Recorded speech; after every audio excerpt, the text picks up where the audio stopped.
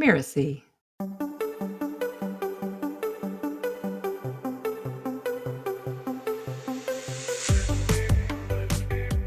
We're seeing that our consumer bases are demanding authenticity, are demanding real, genuine connection with the brands they're partnering with and buying from. And so community has really allowed for that genuineness to show up in a new way.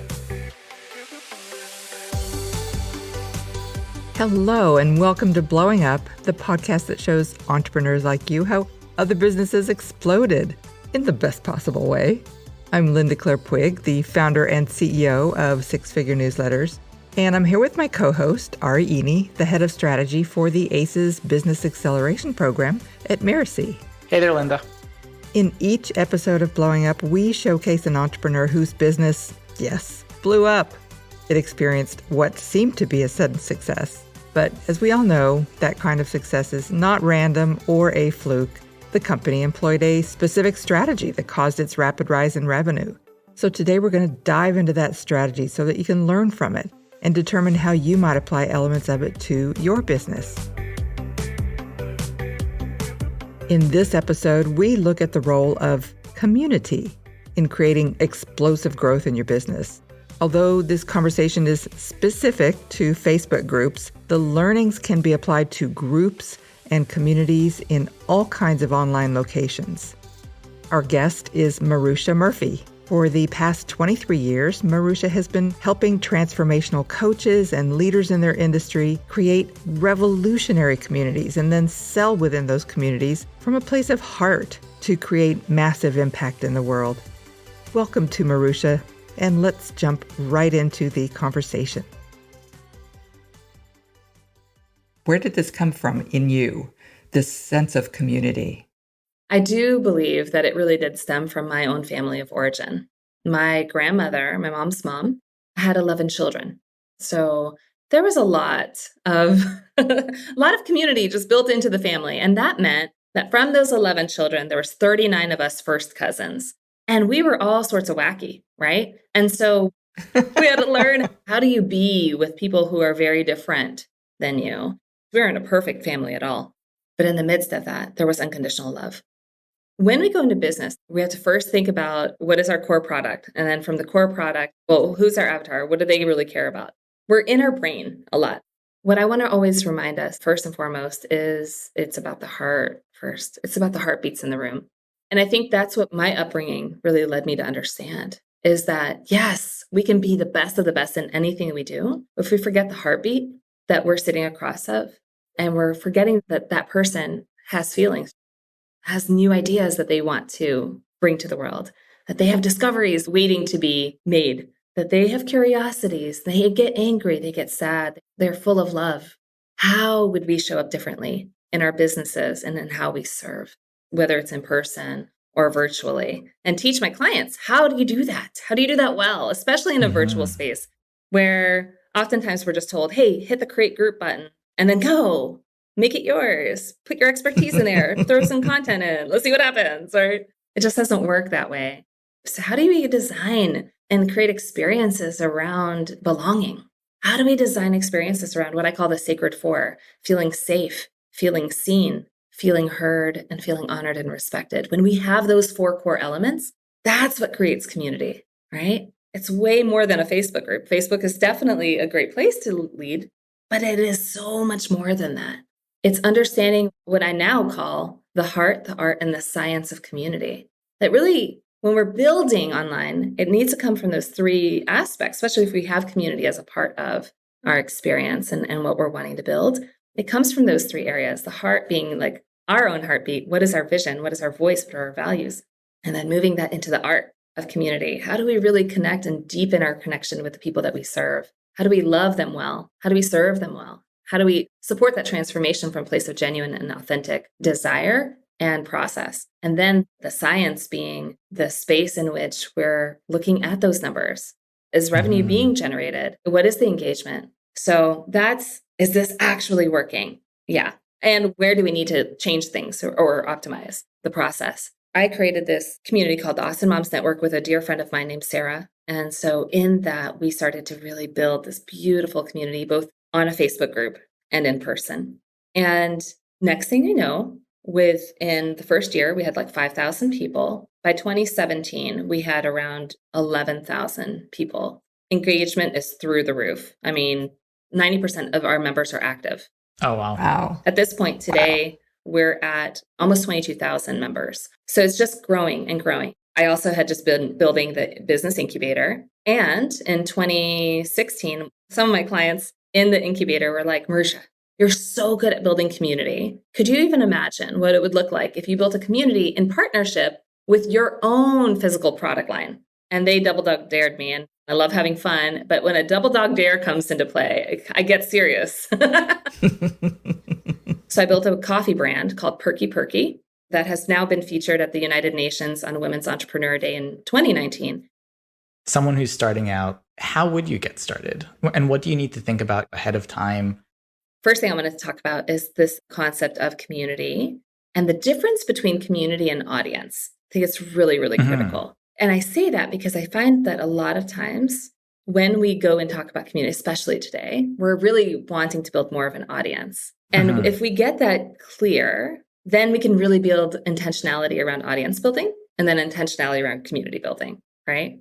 So an audience is similar to what we're doing right now, right? I'm in front of people that I haven't yet gotten to know, but they're listening right now. And they might be getting ahas. They might be like, oh, this is so fascinating. I hadn't ever thought of it that way. But it's a one-directional experience, right? So audience building can be done through book writing, through your Instagram, your Facebook page when you're putting content out there. It could be done through LinkedIn, speaking on a stage, virtual or live podcasts, right? So all of that is audience building. What community is, on the other side, is more of a conversation. I always like to imagine a container, right? So the container could be a Facebook group.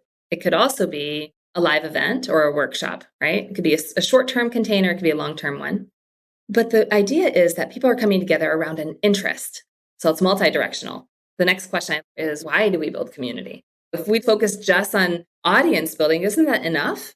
We're seeing that our consumer bases are demanding authenticity, are demanding real, genuine connection with the brands they're partnering with and buying from. And so community has really allowed for that genuineness to show up in a new way. Could you expand a bit on those processes that you started developing? How do people do it? I'm a really big fan of putting on my lab coat and my goggles and getting into the science of it. I spent a lot of time dissecting what worked and what didn't work with the 100 plus communities that I had been building. I was like, what do I need to teach people to do? How do I do this? So here's a couple of things that I really learned. Number one, systems are everything. They give us life. When I have those systems, I can do more of what I love really well. I encourage creating a system for content. Content should be coming out daily, right? I have a process called the win-win-wink system. So W stands for wisdom posts. We are sharing our expertise in whatever the interest topic is. And then we have our I posts. These are interpersonal posts. These are the ones where you might be sharing an area or a time when maybe you were afraid to make this massive leap in your business. It's humanizing you and what it is that you're bringing to conversation. The call to action is to invite the community to interact with that and to share, what about you? Have you ever had this experience? What was your take on this? The end posts are for nudge posts. It could be as simple as share your Instagram handle. Nudging action. Nudging engagement. And engagement, exactly. And then the K, so it's win, win, wink. So you have a K every 10th day. And that K is what we call the keep going post. These are where we're actually inviting them into a direct call to action. So this is, hey, we have a promotion on this product. Check out the product here. Or it could be like, hey, I'm recently on this summit. I would love for you to join me at the summit. Register here. Engage with the business more. Engage with the business more, correct. I love having a system for content. So now we have content happening every single day. And you can plan that out ahead of time. You're not sitting down each morning going, oh God, what am I going to write about today? Yeah. Exactly. It's thought through ahead of time and it's strategic. Yeah. And the other thing I definitely encourage is 15 minutes a day minimum, just going in and engaging with people in the comments. And then on the sales side, really building out a system for invitation. What kind of content are we posting in the group? How is that then leading and inviting people? I like putting it in my calendar every day to make sure that I'm reaching out to group members. How are you? Tell me what's going on. Or, hey, I noticed that you commented on this in this way. I'm intrigued by that. Can you tell me more? Right? And I'll do that in a private message with them that leads into, let's get on a call. I definitely can support you here, and then create more momentum into sales. From what you're saying, Facebook can be a great container for it, but it's less about the container. It's more about how you interact with the group and create a community feel. Yes, correct. But most people go into it like, yeah, I'll build that Facebook group and then I'll post every couple of days and then they'll just engage with each other. It's like that does not work. You have to work at it. This is a full marketing strategy. It's not just another thing to have out there. Yeah, it's what I call the pyramid built on two sticks. So someone will come to me and they'll say, oh my gosh, I have a vision, i.e. stick one. And then they'll tell me about their vision. And I'll be like, okay, tell me about who you are. Like what makes you you in the marketplace? And they tell me about that, and that's their voice. And they come in as if those are the only two things that they need before you hit create group. Those are just the top two layers of a pyramid. The first four layers are really critical. If those aren't in place, then you have a group that's unsustainable. Because we hit great groups from that level of emotional excitement, that joy, like, I know I can serve. But then we haven't thought through strategically what this wing of the brand, what this wing of your company can actually do. So that first layer is what I call the 3 V's. Always lead with the vision, your heart, your values. Powerful to invite our values into the conversation, because really it's what breathes life into everything else that's being done. And quite honestly, is the differentiator from any other group that's out there that might be also in your niche. And then third, your voice. What is the conviction that you have to bring this group to life?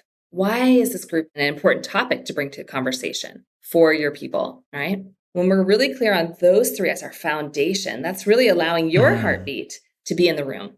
From that place, we create the next layer up, which is what I call your experiential value.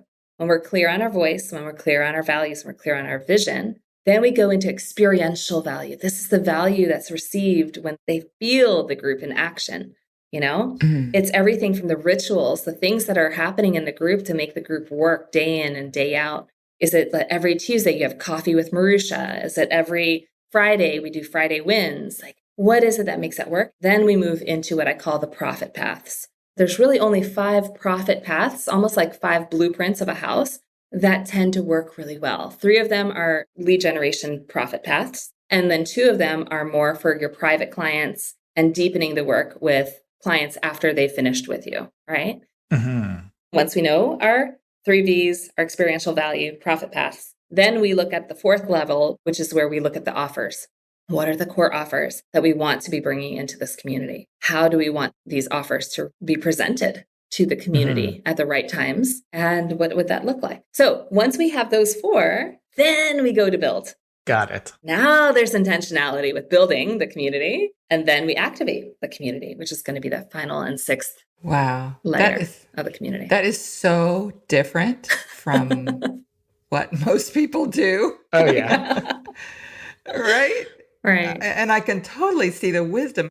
Yeah. It's what I call the slow down to grow fast approach. And by the way, slowing down doesn't mean taking 6 months to do that. It's really just about being intentional and holding space for that process. Assuming that someone is willing to put in the work to actually figure out all the different levels before building and activating, is there anyone who you would not recommend this for? There's 2 groups. The first one are folks that are just wanting what I call churn and burn marketing, or like a slot machine marketing approach. Definitely, this is not for you. And sometimes people will go into building community prematurely. So for people who are brand new to building their business and they don't have an audience yet, I highly suggest first focus on audience building. And then once you start to get a groundswell, you start to see people really excited about the topic, that's when I encourage you to say yes to community growth. So you're saying do not use community as a way to procrastinate from actually building the business. That's a good idea. Okay, awesome. What are the expectations that people should have going into it? Or should they be treating it with more of a, I built it, I thought it through, and now let's see what happens? A lot of community architects in my industry, when a client says, how much engagement should I be looking out for? Oftentimes they're saying anywhere from 20 to 30%. For me, my standard is 50%. I want to see 50% of the people in the group engaging in the conversation. So it's possible. In fact, most of our communities are at 70 to 84%.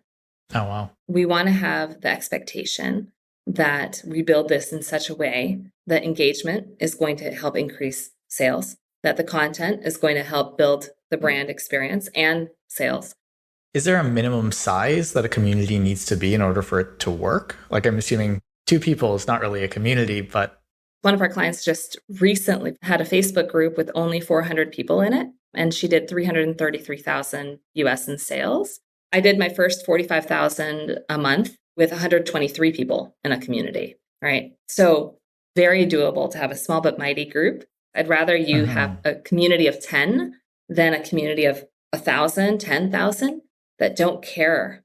I'd rather us work with that first 10 and really nurture those individuals. So let's talk.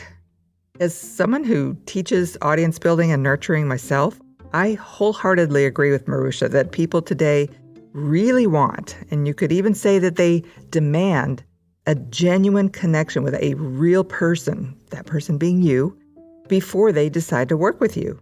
What Maruxa has added to that is that building community allows for that genuineness to show up in new and important ways.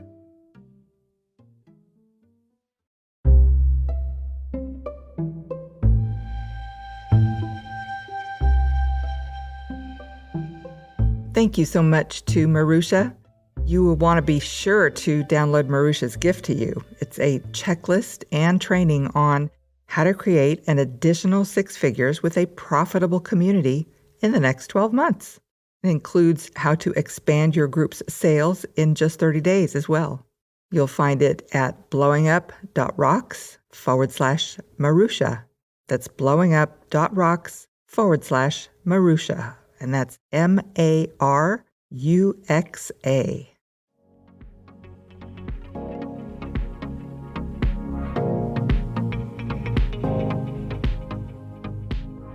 This episode of Blowing Up was produced by Linda Claire Puig. Cynthia Lam is our managing producer, and Danny Eni, our executive producer. Post-production by Post Office Sound. To make sure you catch all the really great episodes of Blowing Up, follow us on Apple Podcasts, Spotify, or wherever you're listening right now. And if you like the show, we'd love it if you could leave us a starred review or share the show with a friend. Thank you for listening, and we'll see you next time.